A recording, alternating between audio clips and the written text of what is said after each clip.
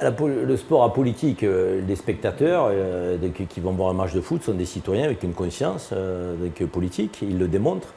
Et l'ancien footballeur que je suis est ravi de voir qu'il y a une mobilisation pacifique, apaisée, juste, qui traverse les stades à l'échelle planétaire. On évoquait les manifestations, elles se poursuivent dans une ambiance, j'ai envie de dire, euphorique, de joie, qui vont voir un match de football, c'est leur passion, mais ils n'en oublient pas pour autant la question politique au sens noble du terme, qui touche les Palestiniens, et ils le font savoir. J'étais hier Justement, au stade. Vous étiez au stade hier, j'étais au stade Nelson Mandela pour voir l'équipe nationale, d'ailleurs au passage, qui a une belle victoire, hein, en vue de la Coupe du Monde, avec un joli troisième but de Slimani. Là, donc Slimani qui a célébré son but et qui a pris le drapeau avec le drapeau palestinien. On a la photo, voilà. Et le stade qui reprenait des chants en l'honneur des Palestiniens, avec les petites lumières des téléphones, un stade plein, en ferveur.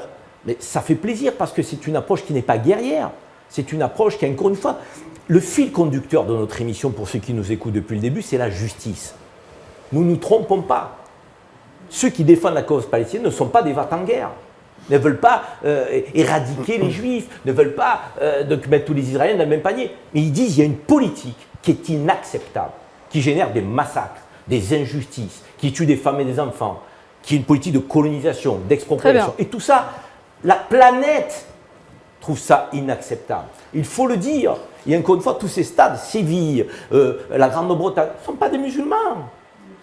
Très bien, Karim Zeribi. La cause palestinienne ne rend pas sensible que les musulmans. Très bien, elle rend Karim sensible Zeribi. les gens de bonne foi.